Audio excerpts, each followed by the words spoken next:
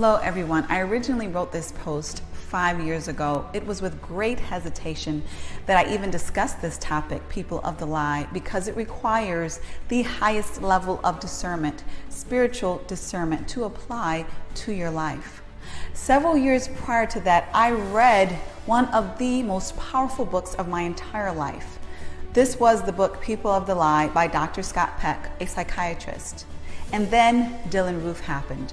For those who may not know, this was a young man who was a white supremacist who intentionally shot and killed 9 black church members while they were praying in the Emmanuel African Methodist Episcopal Church. Those 9 members included the pastor, and the church was located in South Carolina. This event rocked the entire nation. The entire world even mourned and were baffled by what just happened. Most assumed that he must be a crazy person to do such an egregious and ugly thing. And of course, the thought crossed my mind first and foremost as well. This must be an insane individual. However, when I saw him on television, instead of looking at him and thinking of how crazy he was or looked, I immediately saw evil all over his face and especially in his eyes. That moment immediately brought me back to the book People of the Lie by Dr. Scott Peck. This psychiatrist methodically breaks down several characteristics of people who he believes are people of the lie. People of the lie are people who are basically tormented, taken over by evil within themselves. He uses case studies to describe people who he has treated as clients for psychological treatment, but he could not help because they were not mentally ill. Their sickness had far more to do with that of a spiritual nature. They were spiritually sick, ridden by evil. These were people who had been overturned and their lives have been at this point led by evil. And Dylann Roof seemed to be that type of individual who Dr. Peck had characterized as a person of the lie. So I looked especially at the case studies that he used, and I identified the 7 characteristics that the clients of the book shared, and those were also, from my perspective, shared by Dylann Roof. So number 1 is the urge to have control over others. They seek control over others. And we know that with Dylann Roof, first and foremost, he wanted to seek control over those 9 individuals who he killed by using a handgun. He thought that was an easy way for him to do it. But far beyond that, he wanted to seek control over all of us by terrorizing us with fear, terrorizing the nation, if not the world, with fear of hate. So Dylann Roof definitely reflected that first characteristic of people of the lie by seeking control over others. The second characteristic is lacking empathy. Obviously, if someone is able to enter a church, a house, a building that is dedicated to God and pray with the saints who are in a meek position while praying upon them with violence, that is definitely a level of hate that illustrates someone who lacks empathy. Thirdly, they tend to have a permeating problem toward negative behavior. We know that Dylann Roof was someone who dwelled on negativity. He dwelled on negative behavior. His life was dedicated to hating and plotting against people of color.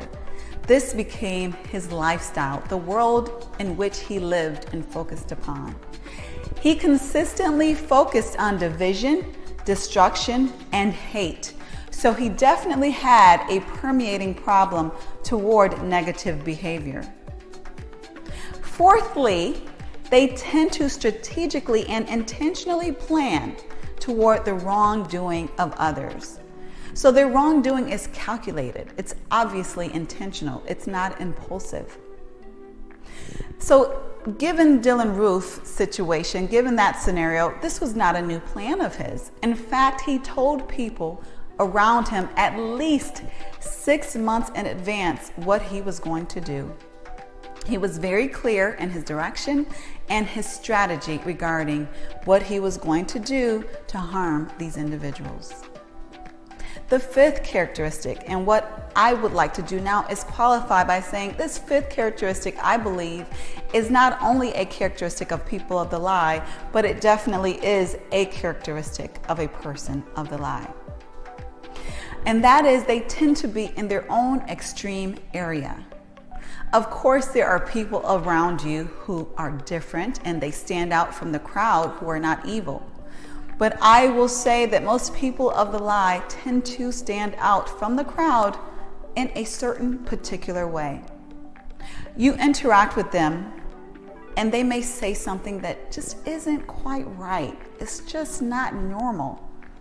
And you may not even necessarily be able to put your finger on it, but you know it's not right. They tend to not live like other people. They often have a very difficult time accepting even how other people live. And that has to do with not only them being different from most people, but their need to control others. They have a difficult time connecting with others.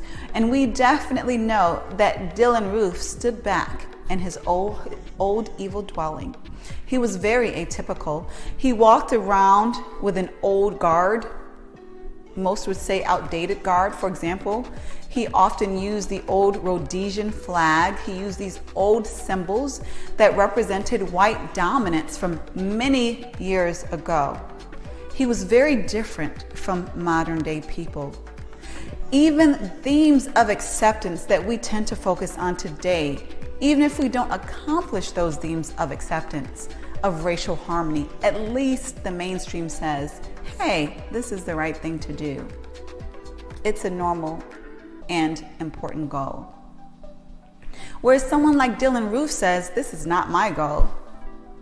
So he was very atypical to modern and current society. Sixthly, they tend to show no remorse because we know people make mistakes. But even after Dylann Roof was arrested, he did not show any remorse whatsoever for what he did. But in fact, he actually had a smirk on his face.